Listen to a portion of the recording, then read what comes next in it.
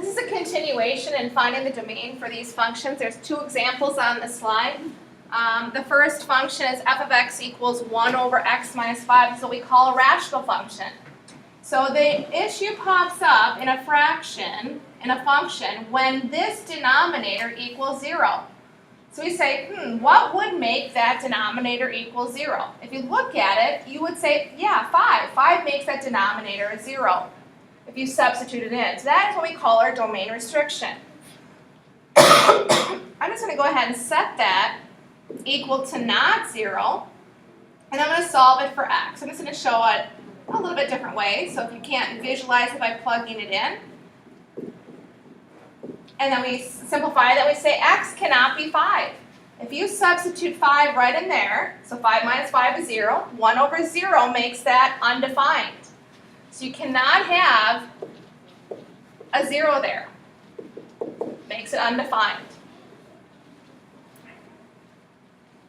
So I'm going to say then, the domain is all real numbers except x cannot be 5. All right, let's head over to example F. Example F has two pieces. It's a rational function. It has a radical in the numerator. Let's talk about the radical. We talked about that already. It's called square root. We think about that square root. You don't want any negative numbers. If you remember the negative numbers going into the imaginary set, not possible to graph. So if we think about the negative numbers, here's our number line. Here's 0, 1, 2. We head back this way. We don't want any of those negative numbers. So we want everything from greater than or equal to 0. So what I'm going to do is I'm going to set this guy, x plus 4, which we call the radicand, greater than or equal to 0. And we're going to solve it for x. So I'm going to subtract 4 from both sides. And I get x has to be greater than or equal to negative 4. That's our first piece of our domain. If we start just plugging some numbers in, if I plug in numbers greater than negative 4, like negative 3. Negative 3 plus 4 is 1. Square root of 1 works. If I plug in numbers smaller than negative 4, like negative 5. Negative 5 plus 4 is negative 1. Square root of negative 1 does not exist. All right, the other piece is our denominator. Very similar to this previous example in E.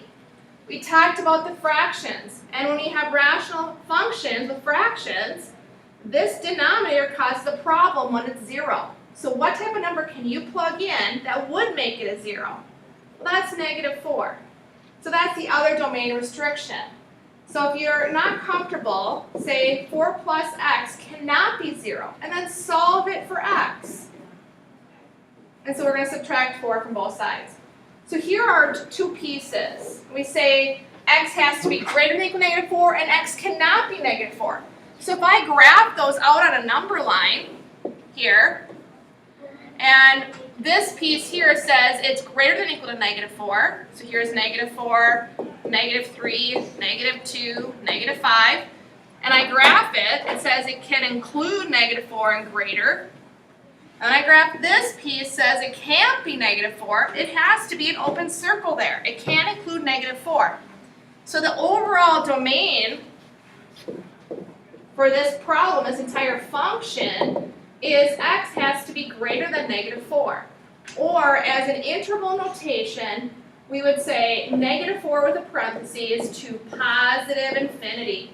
That is our domain for this entire function.